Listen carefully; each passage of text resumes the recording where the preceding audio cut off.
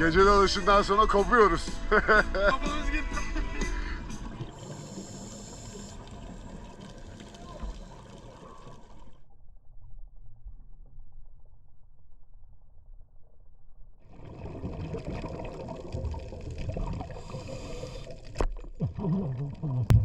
Tamam kesin. Ne yapıyor?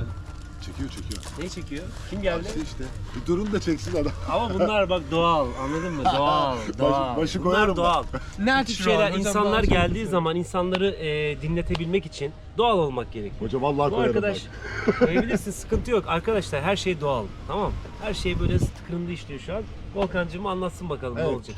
Merhaba sevgili dostlar. Ahmet Hoca'yı kandırdık. Evet. Yine mekandayız tabii. Argos Dalış Merkezi'nde. Başka bir seçeneğimiz, alternatifimiz yok. Biz buradayız, buralıyız. Ahmet Hoca sağ olsun kandırdık bizi. Bugün de çok çalıştırdı. Kıyamadı Çalıştırdı bize. derken Aynen. İçimizden geçti. Karşılık değil bu. Kıyamadı bize Ahmet Hocacığım. Bizi cehennem dalış bölgesine götürüyor. Hem de gece dalışına götürüyor. Şimdi Ömer de bize kameramanlık yapacağız. Gideceğiz bakalım. Ben de hiç gitmedim cehennem dalış bölgesi. Çok gittim ama gece dalışına gitmedim. Volkancığım anlattı zaten. Gece dalışı için sürekli hep aynı cennet bölgesinden giriyoruz normalde.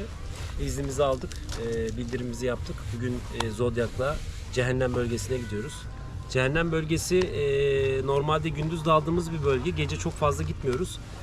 Çok fazla kaya ve dikey kayalardan oluştuğu için canlı gece avlanma çıkıyor biliyorsunuz canlılar genelde. Bol bol ahtapot göreceğiz, tavşan göreceğiz. Şayene bol bol göreceğiz. Yüzeyde de görüyoruz, bıktık artık. Dolayısıyla güzel, keyifli bir dalış olacak. Grup da çok keyifli. Cem var, Şayan var, Volkan var. Bir de bizim sırma Nerede o? saçlı bir arkadaşımız daha var. Sürekli kayboluyor, heyecanlı şu an kendisi. Çırak gelsene Yeni buraya. asistanımız, çırağımız burada geldi. Saçlar 10 numara. Sürekli karıştırıyorum şu ikisini. Bir de şu an kamerayı elinde tutan arkadaş da aynı durumda. İsterseniz bir çevirebiliriz şöyle. Ver. Şöyle bir çevirelim. Bakın saçlar aynı. Fark yok. Şöyle En güzel gece saçlar dolaşını- bende ama. Evet, burada da Beni bir- çek abi. En güzel saç bende. Hocam belki sponsor çıkar. Gel de dersen saçlarını eklerim hadi. Yani dalış karşılığıysa çektirebiliriz. Toplamda 5 kişiyiz. Ortalama 15 metreyi geçmemek kaydıyla 15 metre maksimum derinliğimiz. Yaklaşık bir 40-45 dakikalık bir dalış düşünüyoruz. Güzel görüntüler alacağımıza eminim. Bunu söyleyeyim şimdiden. İzlemeye devam edin o yüzden. Hadi bakalım. Hazırlanıyoruz oradan dalışa. Arrivederci. Kamerayı tutan arkadaş bana bir kahve yapacaktı. Sözü vardı dalıştan önce. Onu yapmamış. Şimdi kamerayı kapatıyoruz. Ömerciğim bana bir kahve hazırlayacak. Teşekkürler Ömerciğim. Burcu Hanım, biz dalışa gidiyoruz.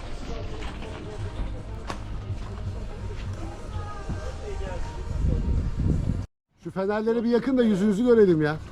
Kapkara gözüküyorsunuz. Ulan bu soğuk Ha? kullanılır mı? Onları doğru tut hocam gözüksünler. Bak böyle iyi oldu. Tamam süper. Şeye dikkat edin ama pervaneye dikkat edin şurada. Pervaneye dikkat edin. Aynen. Arkada pervaneye dikkat edin. Teşekkür ederiz. Evet, İbrice'de gece ve cehennem dalış bölgesine doğru yola çıktık gidiyoruz. Çekecek telefon yanında. Bana bak, gözünü açma. El sallayın bakayım. Kim var orada? Gözlerinize dikkat edin. El sallayın.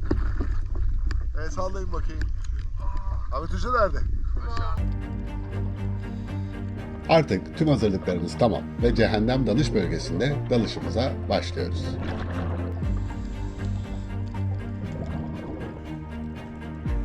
İlk karşılaştığımız canlı, narin görüntüsüyle boksör karides.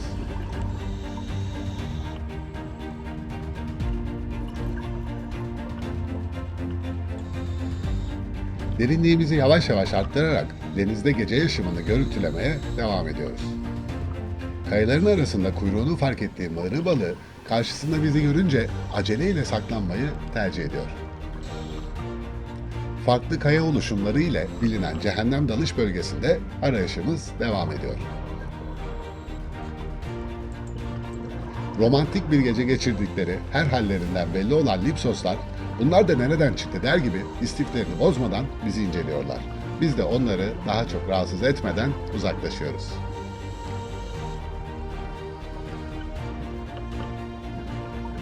Küçük cehennem duvarına ulaşıyoruz. Burada bizi enteresan bir canlı bekliyor. Minare derinliklerinde büyüklerini görmeye alışkın olduğumuz deniz böceklerinin bu kez yavrusuna denk geliyoruz. Ne kadar küçük olduğunu anlayabilmeniz için biraz yardımcı oluyorum. İbrice Limanı'nda karşılaştığım en meraklı canlı ile sizi tanıştırmak istiyorum. Kayaların arasından çıkarak ne olduğumuzu anlamaya çalışan mığrı balığı şansını çok zorlamadan tekrar yuvasına dönüyor. Merak duygusu onu rahat bırakmamış olacak ki defalarca bu hareketini tekrarlıyor.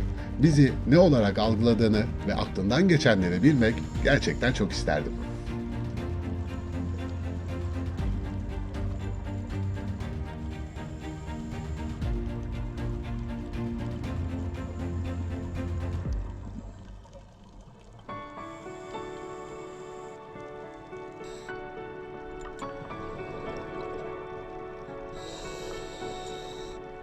Anemonların farklı türlerini İbrice Limanı'nda görebilmek her zaman mümkün.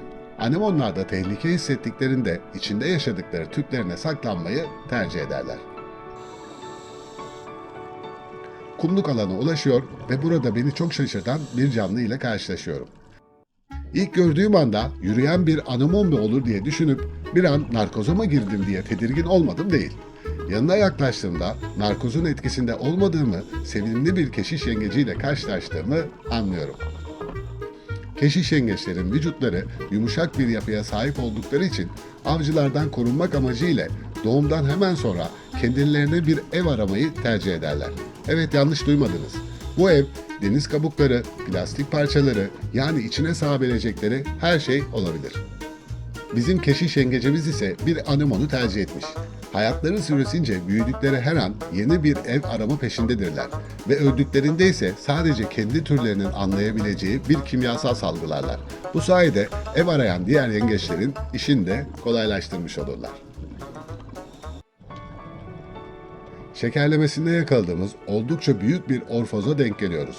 Normal şartlarda yanlarına bu kadar yaklaşamadığımız tedirgin ibrice orfozlarından birini bu kez net şekilde görüntüleyebiliyorum.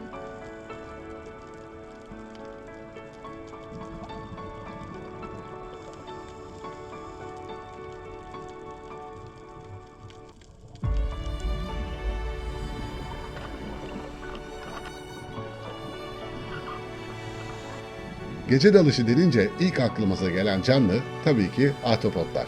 İşte onlardan biri. Karanlık sularda av peşinde.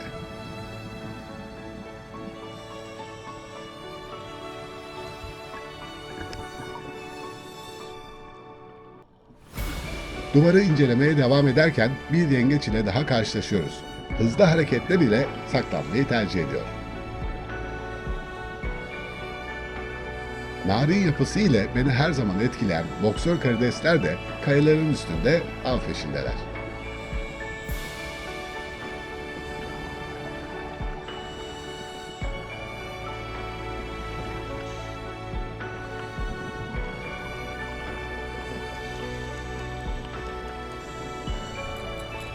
Görüntülemekte her zaman çok zorlandığım deniz yırtıcılarından gelincik balığı bu kez sakin hareketler ile poz veriyor.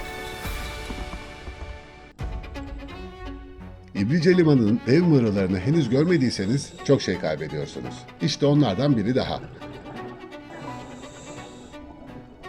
Sakin hareketler ile kaya üzerinde süzülerek avını arayan mığrı balığımız bir şey fark etmiş olacak ki aniden atılıp bir şey yakalıyor. Tabii biz ne olduğunu anlayamadık bile. Sonradan saklanmayı tercih ediyor.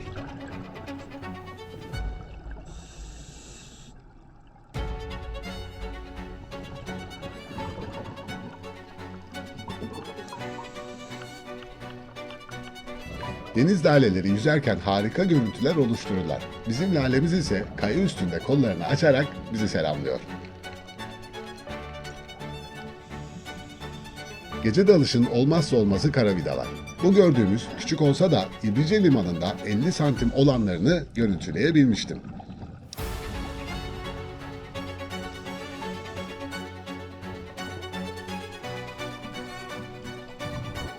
Deniz yıldızlarını hepimiz severiz. Peki onları hareket ederken görmüş müydünüz? Çekimi biraz hızlandırarak dev dikenli deniz yıldızımızın hareketlerini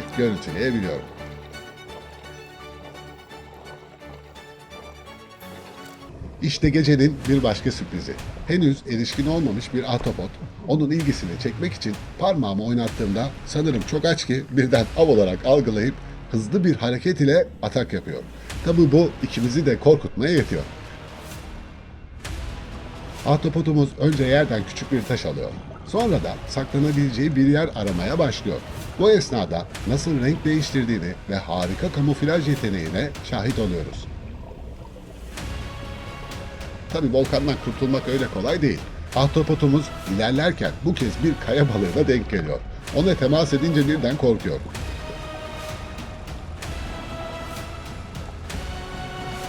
Bu kez saklanacak bir yer buldu. Önce küçük taşları kollarıyla çıkarıp sığabileceği bir yer hazırlıyor. Ve taşları tekrar üstüne kapatarak görünmez oluyor. Su altında trafik kazası olur mu demeyin, oluyor. Uykulu sevimli balıklarımız çarpışıp ikisi de aniden uzaklaşıyorlar. İbrice limanında vatozlar ile nadir karşılaşıyoruz. Gece dalışında karşımıza çıkan bu sevimli vatoz da oldukça ilgimi çekiyor. Bu ilgiyi kıskanmış biri daha var. Karanlıkta birden belirip bu parlak şey de ne der gibi iyice bize yaklaşıp kontrol ediyor. Bulduğundan pek memnun olmamış gibi arkasını dönüp uzaklaşıyor. Vatozla olan aşkımızı da bir başka dalışımıza bırakıyor.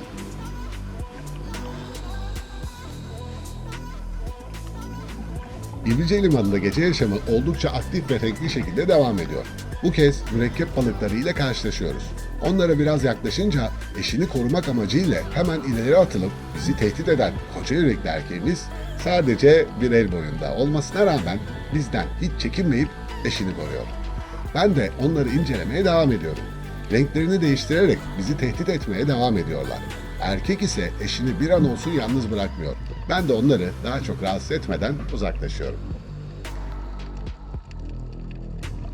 Daha çok Mısır tarafında karşılaştığımız bu ahtapotu ise İbrice Limanı'nda görmek beni şaşırtıyor. Renklerin güzelliğine bakar mısınız?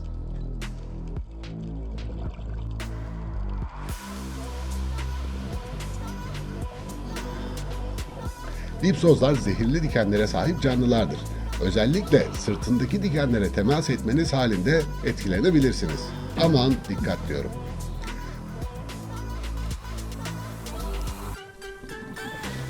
Harika renkleriyle görüntülemekten her zaman keyif aldığım bodur istakoz. Daha sakin bir karabida ile karşılaşıyorum ve saklanmadan onu net şekilde görüntüleyebiliyorum.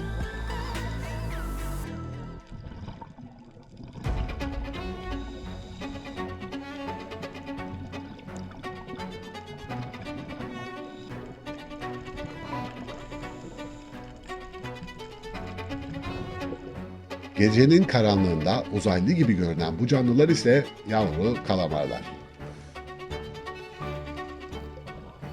Bence gecenin en büyük sürprizi bu canlı. Kanat benzeri uzuvları ile beni büyüleyen İspanyol dansçısı.